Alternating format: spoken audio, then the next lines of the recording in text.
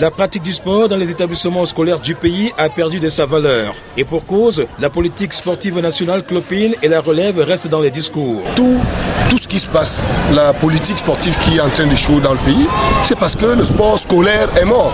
Les après-midi de nos enfants dans le divertissement ou dans le jeu scolaire ne se passe plus comme avant, les mercredis après-midi ou alors les samedis matins. C'est les moments où le sport doit être en exergue dans les établissements scolaires pour la relève du sport dans le pays.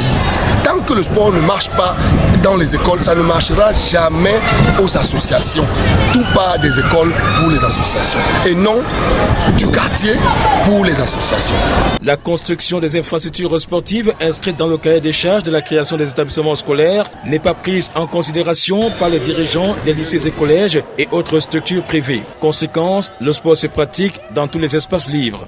Tout part de celui qui donne les autorisations d'ouverture d'école, puisqu'il y a un test qui dit qu'on ne peut jamais ouvrir un établissement scolaire sans espace de jeu, sans une grande cour de récréation, sans un complexe scolaire et sans un complexe sportif. Alors c'est ça, c'est là où le bas blesse. Vous voyez un peu les quelques établissements qui ont leurs infrastructures. C'est les mêmes qui sont représentatifs au niveau du sport scolaire régional que national.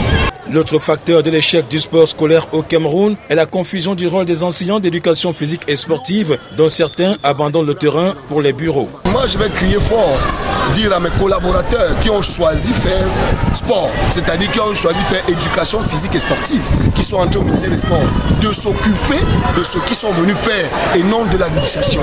Alors quand on est professeur d'éducation physique, on est appelé à développer les éléments importants dans les chaînes posturales de l'enfant. C'est-à-dire le gars veut l'activité, il veut l'activité physique, il veut se mouvoir, mais il n'a pas les possibilités. Qui va lui donner les orientations, qui va l'encadrer pour sortir du jour ces éléments les plus importants? C'est ça ce que nos collaborateurs doivent faire aujourd'hui. C'est pas porter le costume, on a choisi porter le sous-vêtement pour exprimer à l'enfant qu'est-ce que c'est que l'exercice physique sur le terrain.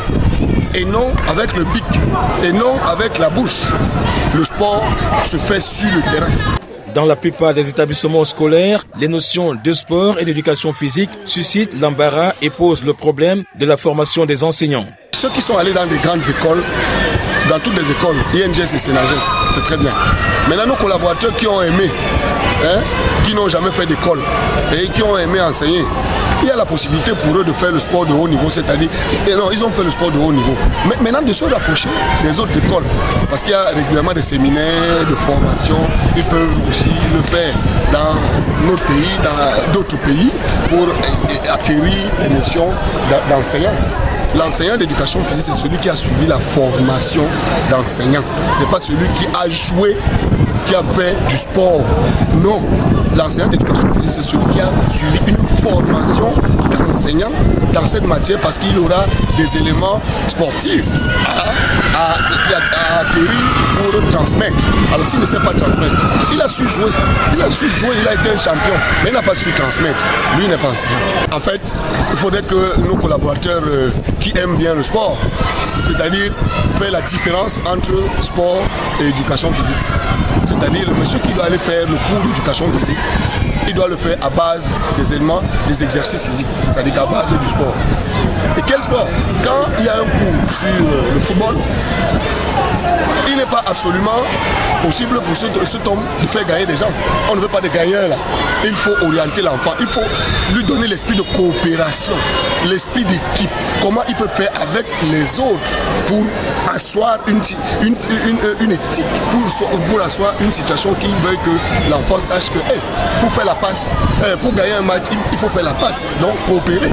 Il faut faire la passe, il faut aller avec mes camarades. Et non parce que lui seul, il sait jouer, il doit absolument gagner. Donc ce qui nous amène à quoi aujourd'hui?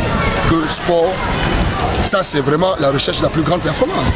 Éducation physique, c'est la perfection et le perfectionnement de la nature humaine. Donc il faut faire la différence. Donc en éducation physique, on ressort les talents. Comme vous voyez les enfants là en train de se mouvoir seuls. Alors l'encadreur doit se rapprocher de ses enfants pour penser à l'approche par compétence.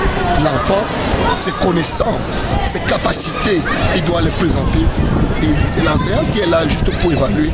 Et quand il va l'évaluer, il va lui donner la possibilité d'entrer dans n'importe quel sport avec les gestes qui lui sont donnés pendant le cours d'éducation physique. Le gars qui a la détente, n'est-ce pas, il peut nous faire voler, basket. La relance du sport scolaire passe indubitablement par la révision de la politique sportive nationale qui assure l'éclosion des talents.